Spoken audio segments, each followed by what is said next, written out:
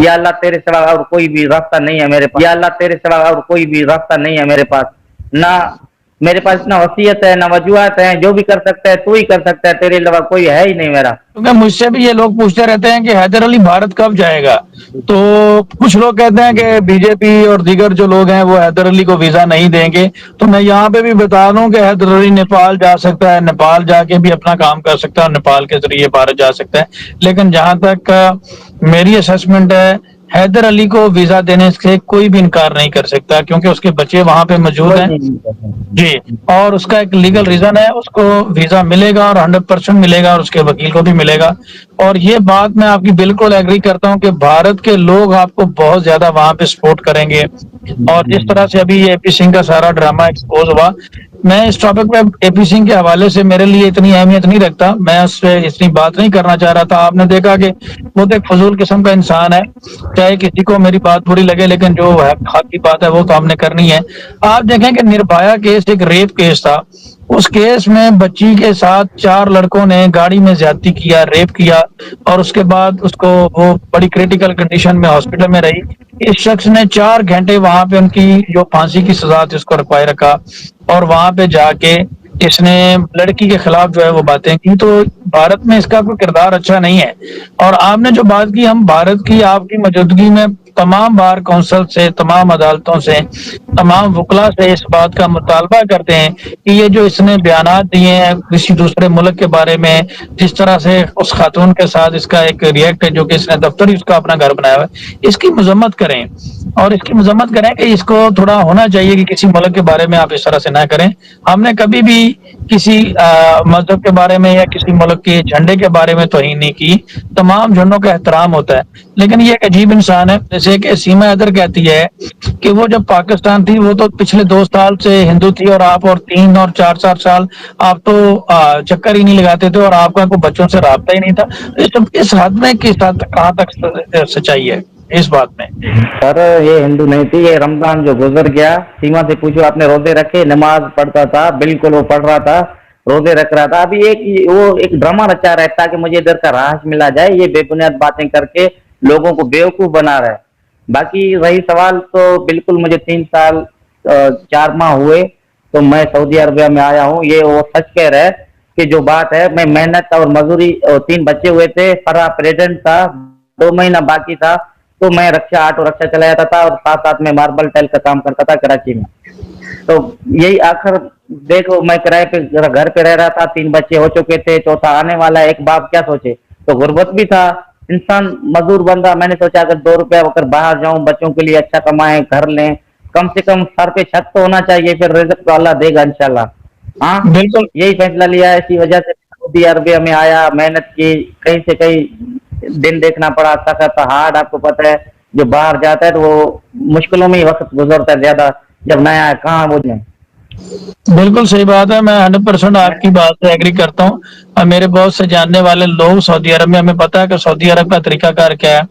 वहाँ पे एक हमारी बहन सबीरा अजीज भी वहाँ पे मौजूद है, वो हमें बताती रहती हैं कि क्या मुश्किलात होती हैं सऊदी अरब में। अगर कोई किसी काम का बंदे का काम डिस्टर्ब हो जाए तो वो उसको दोबारा कितनी मुश्किल होती है, और कफील की मर्जी के बगैर आप नहीं चल सकते।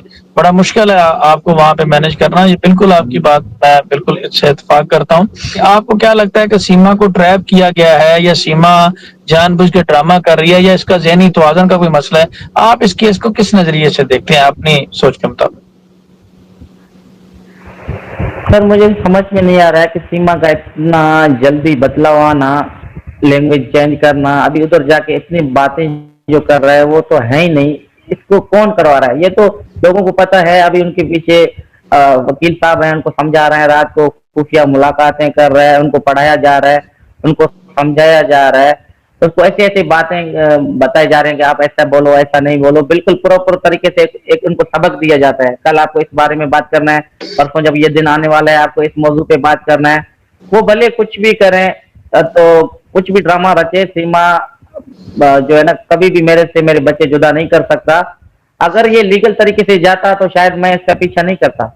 हमारे इस्लाम में शादी भी होता है, खुला और तलाक भी होते हैं, एक प्रॉपर तरीके से ये एक जाता, पुलिस स्टेशन में जाता, एक कंप्लेंट करवाया, वो पासपोर्ट बनवा सकता है, बच्चों को दुबई एक दफा होकर आता है, फिर दोबारा जा रहा है, ये कहता अगर मैं तलाक की बात करता तो मुझे मारते। मैं तो इधर था ही नहीं, कैसे मैं इसको मारता सीमा को।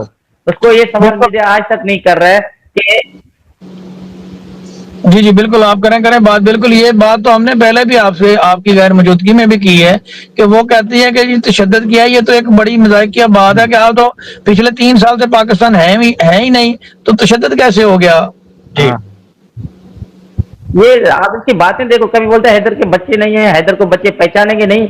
जब आप उनको पढ़ाओगे तो बच्चे कैसे पहचानेंगे? जाहिर सी बात है, तुम अच्छी होती, अच्छा सबक देता बच्चों को बाप से मिलाता, या बच्चों को बाप के खिलाफ कर रहा है अच्छी माँ की, तो ये पहचान है ही नहीं ना।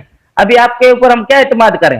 हाँ, कल इसने आज एपी जो सचिन का हाथ पकड़ा, परसों एपी सिंह साहब का हाथ पकड़े, परसों किसी और का पकड़े। साहब आप हमें बताए, हम चुप करके बैठ जाए, ठीक है, बच्चों को वो कहीं भी लेके जाए, बाप से बर्दाश्त नहीं होता।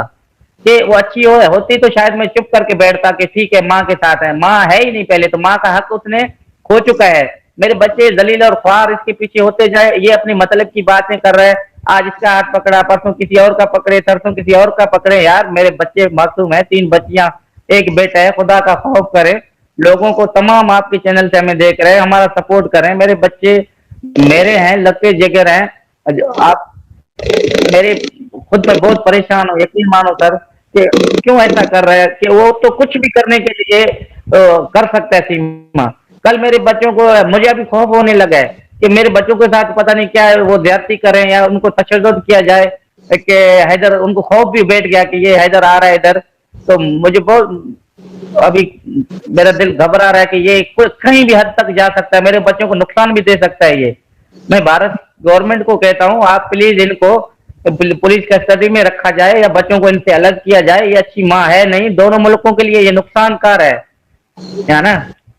यकीन मानो, जब वो अपना धर्म छोड़ने के लिए तैयार हो सकता है, मुल्क छोड़ सकता है, शोर को छोड़ सकता है, बच्चों को बरगला सकता है, कल वो कुछ भी कर सकता है। मैं प्लीज पुरजोर जो है ना गुजारिश कर रहा हूँ हिंदुस्तान की सरकार को, प्लीज नोटिस लें और इनको अलग से रखा जाए और इनको पुलिस क्वार्टर में रखा जाए। अभी भी वो जिनसी ज्यादती हो रहा है, अभी भी सीमा जिनसी जाति का शिकार है, वो किसी की निगाह में नहीं है सर। ये मैं आपको गारंटी से कह रहा हूँ कि लोग क्या से क्या कह रहे हैं, ये उधर भी अभी इलीगल तरीके से है, उनके मुताबिक भी, हिंदू धर्म के मुताबिक भी वो गैर कानूनी रह रहे हैं और जिनसी ज्यादती हो रहा है। 2 तस्वीरें खिंचवाने से कोई शादी नहीं होती। हिंदू धर्म में भी ऐसा है कि प्रॉपर तरीका है, उसको भी अभी भी अपनाया नहीं है। ये सिर्फ लोगों को दिखावा कर रहा है कि ताकि मुझे नादर का मिल जाए और उधर की राहत मिले।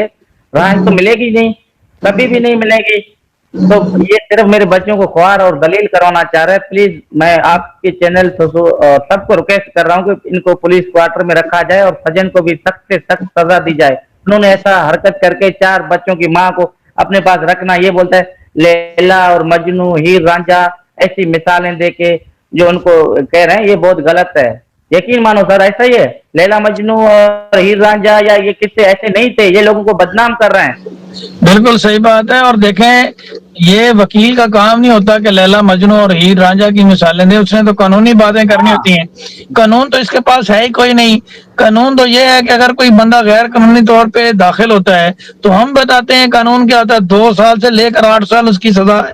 अगर बच्चों को आप हिंदू कानून के मुताबिक भी बच्चे जो है वो हैदर अली को मिलेंगे, और ये हैदर अली, आपने बड़ी अच्छी बात की कि ये बच्चों को नुकसान पहुंचाएगा। इतनी देर यहाँ पे रही है, पाकिस्तान में रही है, आपके निकाह में होते हुए, ये सारी चीजें होते हुए, अभी आपने वहां जाके ये किस तरह से ये बच्चों की मुखलिस नहीं है, तो ये बाकी किसी के साथ क्या करेगा। यहाँ पे एक सवाल और मेरा ज़हन में आ रहा था कि जब ये पहले भी इस तरह से बच्चों को अकेले छोड़कर जाती रही है नेपाल वगैरह और दीगर, उस वक्त कभी आपको शक नहीं हुआ कि ये कहीं बाहर जा रही है, या आपको पता उस वक्त भी पता नहीं चला किसी किस्म का, किसी बात का? नहीं नहीं, बिल्कुल भी नहीं चला। जैसे ये 10 मई तक भी मेरे कांटेक्ट में है।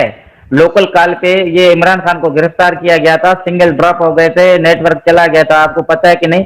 तो इसने लोकल कॉल पे फोन किया कि हैदर आप परेशान ना होना कि मैं आपसे नेटवर्क गया। मैंने बोला मुझे पता है नेटवर्क चला गया, तो कल आएगा, कौन सी परेशानी वाली बात है। आप अपना काम करो, कल इंशाल्लाह जैसे नेट बहाल होगा हम बात करेंगे। 3 बार इसने फोन किया। जैसे 10 मई से 11 तारीख जैसे हुआ तो इसका मैंने सुबह इंतजार किया, फोन नहीं आया, तो बैलेंस नहीं होता था।